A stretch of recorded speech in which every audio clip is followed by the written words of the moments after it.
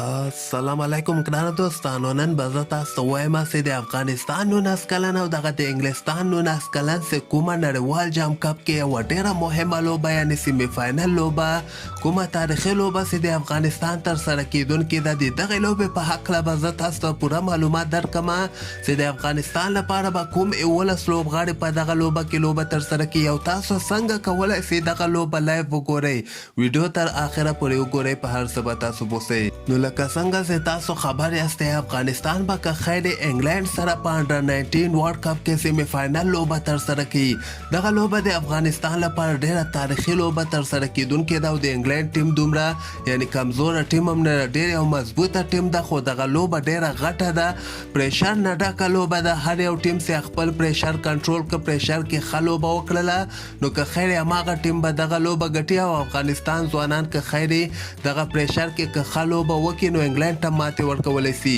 دغه لوبه به زه تاسو ته وایم چې اول د فبروري یعنې د سې شنبې په ورځ باندې به دغه لوبه ترسره کیږي او د افغانستان په وخت باندې به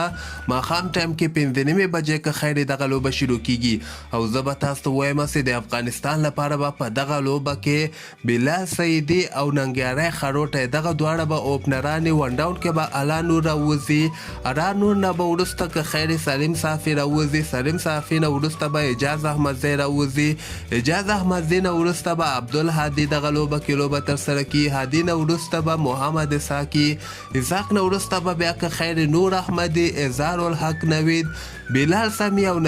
نوید زدران دغه 11 افغان لوبغاړي به که خیر په دغه تاریخي لوبه کې لوبه ترسره کړي او زه به تاسو ته وایم چې افغانستان که چیرته انګلند ته ماتې ورکړي نو یو نوی تاریخ به جوړ کړي. اول وار ته به دوی په انډر 19 ورلد کپ ته یعنې فاینل ته به ووځي او دغه لوبه تاسو لایف هم کتلی شئ. که تاسو په افغانستان کې اوسیږئ نو وطن تلویزیون چې کوم ده د افغانستان هغه کې تاسو دغه لوبه لایف کتلی شئ او کوم افغانان چې په پاکستان کې اوسیږي په پی ټي وي نیشنل باندې تاسو دغه لوبه لایف کتلی شئ او کوم ملګري چې خارج کې اوسیږي هغه په ویلو ټي وي باندې هم دغه لوبه لایف کتلی شي او دې نه علاوه سویس سټریم په نوم باندې چې کوم اپ ما تاسو ته ښودلی او هغه کې هم تاسو دغه لوبه ډېر په اسانۍ سره کتلی شئ. نو تاسو په نظر باندې به د افغانستان ځوانان دغه یو نوی تاریخ په نړیوال جام کپ کې جوړ کړي، انګلند ته به ماتې ورکړي. خپل نظر لاندې ما سره په کمنټ کې شریک کړئ او همدغسې تازه خبرو لپاره تاسو دغه چینل هم در سره سبسکرایب کولی شئ.